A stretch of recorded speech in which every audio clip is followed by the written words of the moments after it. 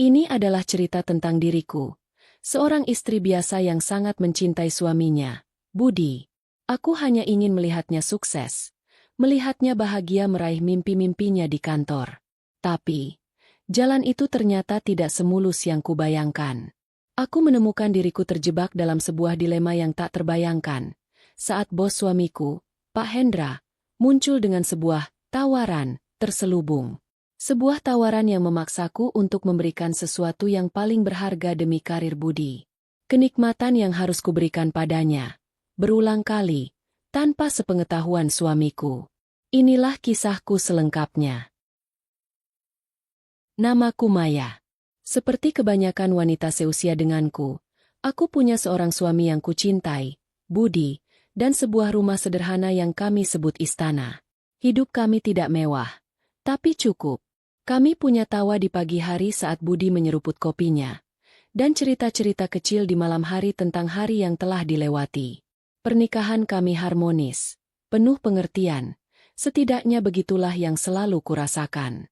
Budi adalah pria baik, pekerja keras, dan dia mencintaiku dengan sepenuh hati.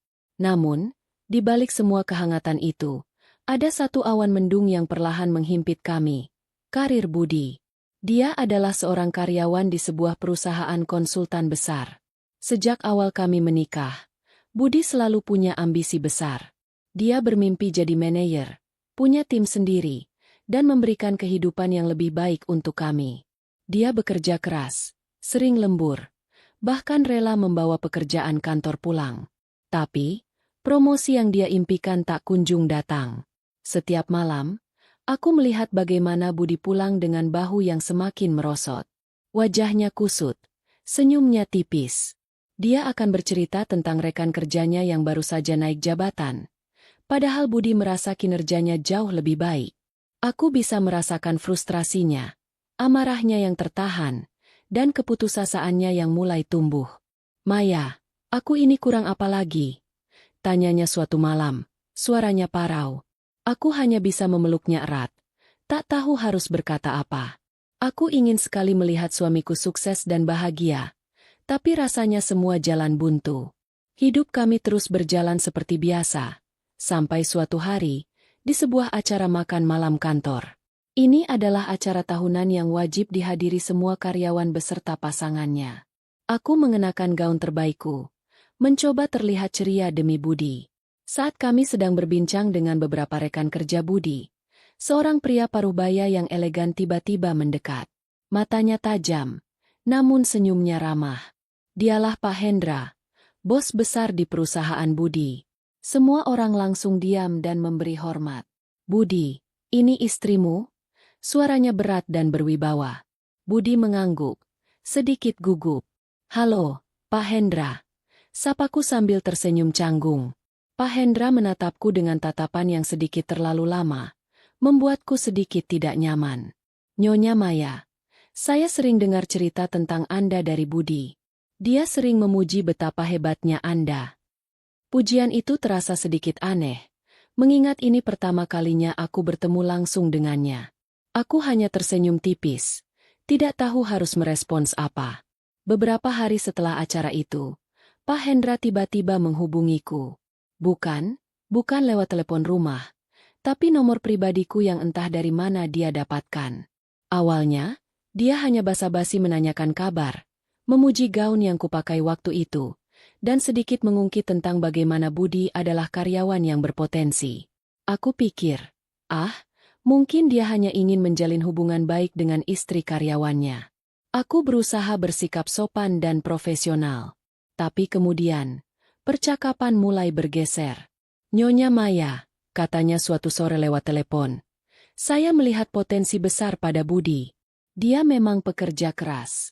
Tapi di dunia korporat ini, terkadang butuh, sedikit, dorongan dari luar. Anda paham maksud saya? Jantungku berdebar. Dorongan apa? Maksud Bapak? Tanyaku ragu. Begini, lanjutnya, suaranya merendah. Saya bisa membantu karir Budi.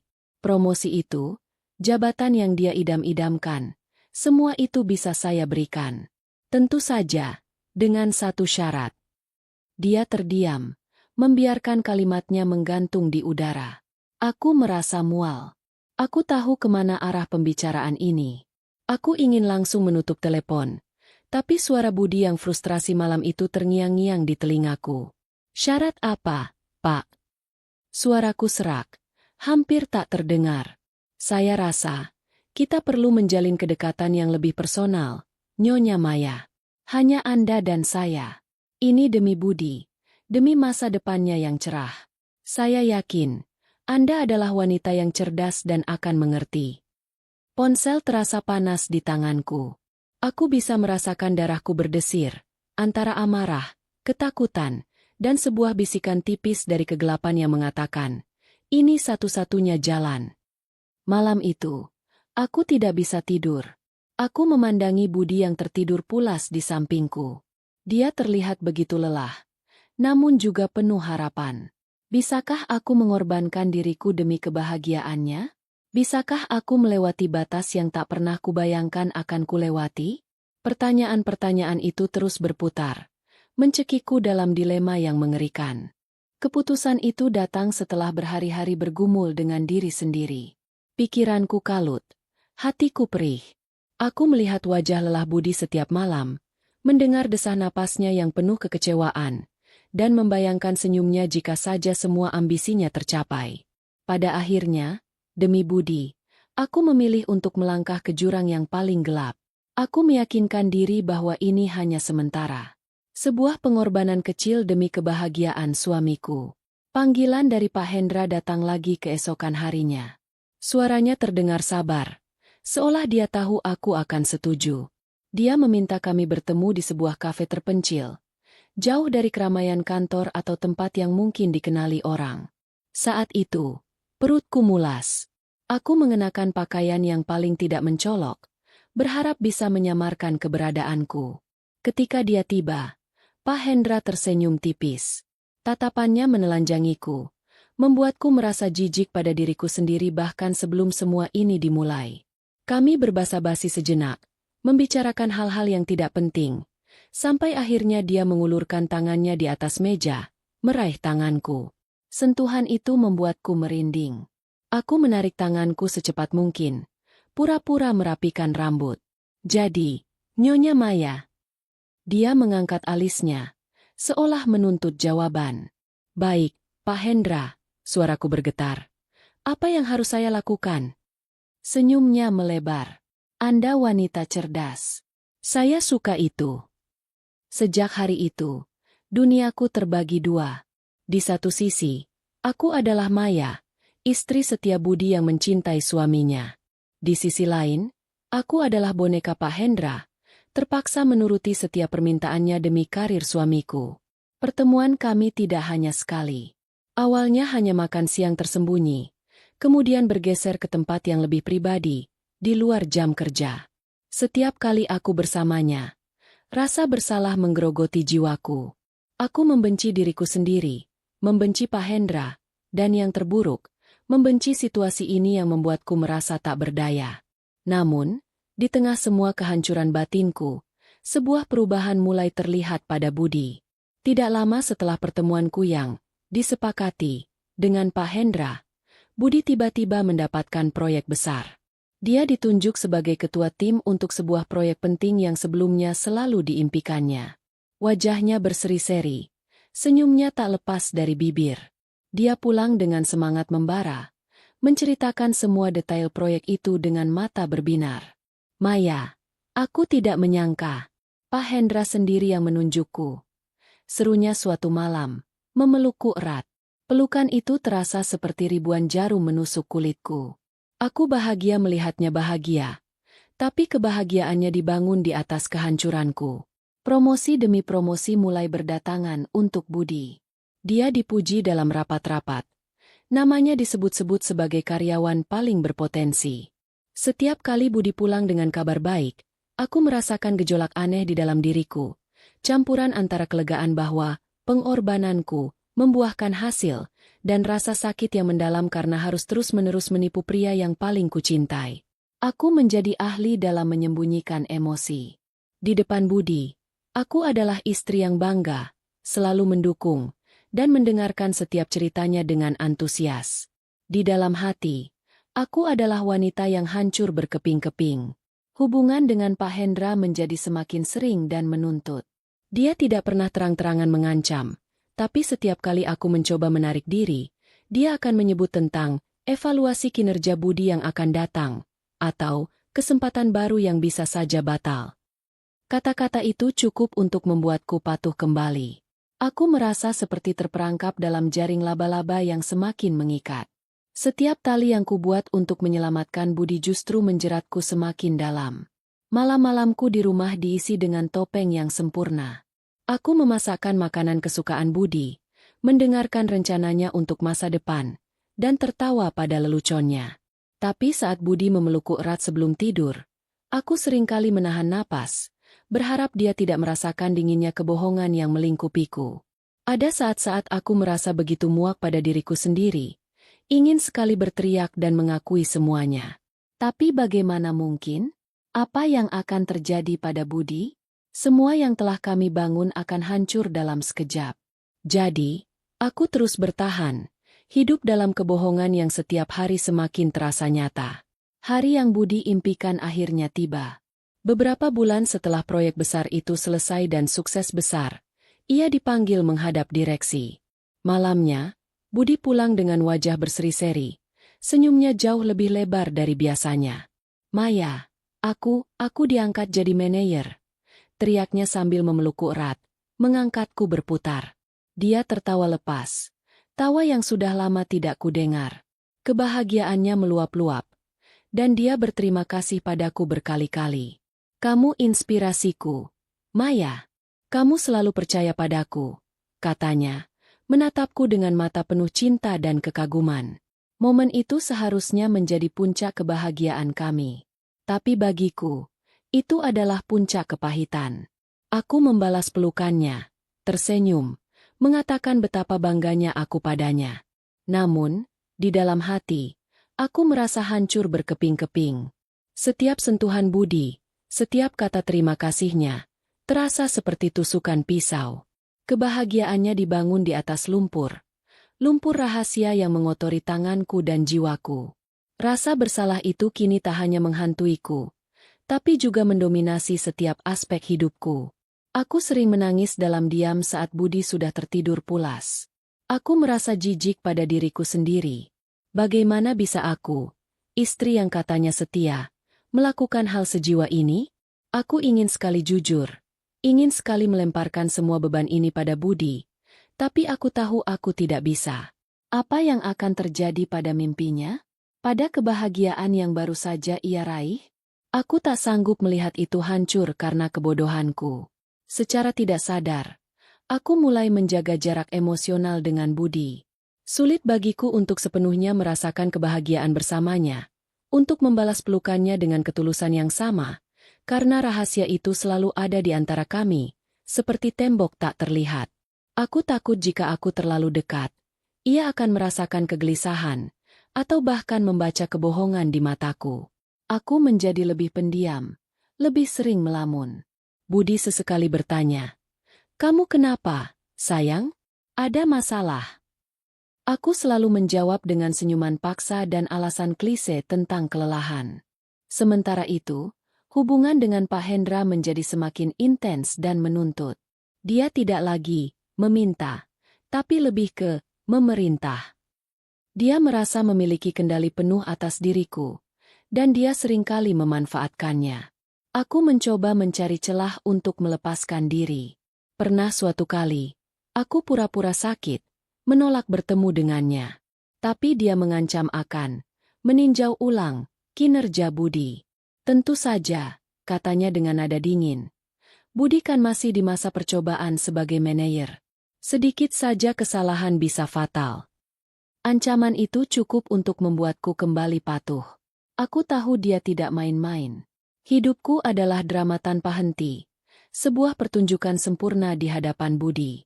Setiap kali ada panggilan telepon masuk dari nomor tak dikenal, jantungku berdebar kencang. Setiap kali Budi bertanya mengapa aku sering pergi atau mengapa aku terlihat murung, aku harus cepat-cepat mencari alasan yang masuk akal. Aku hidup dalam ketakutan yang konstan. Takut rahasia ini akan terbongkar. Pikiran itu adalah siksaan terberatku. Pernah satu kali, aku hampir ketahuan.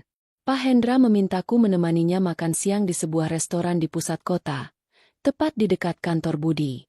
Aku menolak, tapi dia memaksa. Saat kami sedang menunggu makanan, aku melihat Budi dan beberapa rekan kerjanya berjalan masuk. Jantungku serasa berhenti berdetak. Aku langsung menundukkan kepala, mencoba bersembunyi di balik menu. Pak Hendra, dengan tenang, bertanya, "Kenapa, Maya? Kamu kenal mereka?" Aku hanya menggeleng, berharap Budi tidak melihatku. Untungnya, mereka mengambil meja di sisi lain ruangan, dan aku berhasil keluar tanpa terlihat. Namun, insiden itu meninggalkan bekas luka ketakutan yang dalam. Aku tahu, kapan saja, kehidupanku bisa hancur berantakan. Aku masih ingat hari itu dengan jelas. Budi pulang kerja dengan wajah yang sedikit terkejut. Namun ada gurat lega. "Maya, ada berita besar di kantor," katanya, melepas sepatunya. "Pak Hendra akan pensiun." Kata-kata itu seperti embusan napas panjang yang akhirnya kuhembuskan setelah menahan napas bertahun-tahun. "Pensiun? Pak Hendra?" Jantungku berdetak kencang, antara tidak percaya dan kelegaan yang luar biasa. Beban yang selama ini menimpaku rasanya terangkat begitu saja. Apakah ini artinya semua akan berakhir? Tidak lama setelah kabar itu menyebar, Pak Hendra menghubungiku untuk terakhir kalinya. Dia meminta pertemuan. Aku setuju. Kali ini tanpa rasa takut yang mencekik. Ada campuran perasaan yang aneh. Lega? Ya. Tapi juga sedikit kecemasan akan bagaimana semua ini akan berakhir. Kami bertemu di tempat yang sama saat pertama kali kami bertemu. Kafe terpencil itu. Dia tidak lagi menunjukkan tatapan menguasai seperti biasanya. Ada semacam kelelahan di matanya. "Nyonya Maya," katanya, suaranya lebih lembut dari biasanya. "Saya rasa ini pertemuan terakhir kita." Aku hanya mengangguk, menunggu. "Anda telah melakukan pekerjaan yang luar biasa. Budi, dia benar-benar sukses, bukan?" Ada jeda, dan dia menatapku lekat. "Dan semua itu, berkat Anda." Dia tidak mengucapkan ancaman. Tidak ada lagi janji-janji terselubung. Hanya pengakuan, yang entah mengapa, terasa hambar. "Saya harap Anda menemukan kedamaian sekarang." Lanjutnya, mengambil kunci mobilnya. "Terima kasih atas segalanya." Dia bangkit, dan tanpa menoleh lagi, dia pergi. Aku hanya duduk di sana, menatap pintu yang baru saja dia lewati. Semuanya berakhir begitu saja. Kelegaan yang kurasakan saat itu sungguh tak terlukiskan. Rasanya seperti sebuah tumor ganas telah diangkat dari jiwaku. Aku bisa bernapas lagi, tanpa takut akan panggilan telepon yang tiba-tiba. Tanpa harus menciptakan alasan-alasan baru, tanpa harus hidup dalam ketakutan akan terbongkarnya rahasia. Hidupku setelah Pak Hendra pensiun perlahan kembali ke jalur yang seharusnya. Aku mulai bisa memeluk Budi tanpa rasa bersalah yang menggerogoti. Aku bisa tertawa lepas bersamanya, merencanakan masa depan tanpa bayang-bayang gelap yang selalu mengikuti. Budi, tentu saja, tidak pernah tahu. Dia terus bersinar di karirnya. Semakin diakui dan dihormati. Dia selalu menganggapku sebagai istri yang mendukungnya dari belakang. Pahlawan tanpa tanda jasa. Ironis, bukan? Namun, bekas luka itu tetap ada. Terkadang, bayang-bayang masa lalu masih menghantuiku, terutama di malam-malam yang sunyi. Aku sering bertanya pada diriku sendiri, apakah harga yang kubayar sepadan dengan kebahagiaan suamiku? Apakah aku benar-benar melakukan hal yang benar? Pertanyaan-pertanyaan itu tak pernah benar-benar lenyap, hanya mereda. Dari semua pengalaman pahit ini, aku belajar satu hal. Terkadang, demi orang yang kita cintai, kita rela melangkah ke tempat-tempat yang paling gelap. Aku tidak bangga dengan apa yang telah kulakukan, namun aku juga tidak menyesal sepenuhnya. Aku melihat Budi, suamiku, pria yang dicintai dan dihormati, dan aku tahu bahwa aku telah memberinya kesempatan untuk meraih mimpinya. Rahasia ini akan selalu menjadi bagian dari diriku, terkunci rapat di dalam hati. Aku tidak akan pernah menceritakannya kepada siapapun, terutama kepada Budi. Karena, terkadang, cinta sejati juga berarti rela memendam beban sendirian, demi menjaga cahaya di mata orang yang kita cintai. Aku memilih untuk terus melangkah maju, membawa rahasia ini selamanya.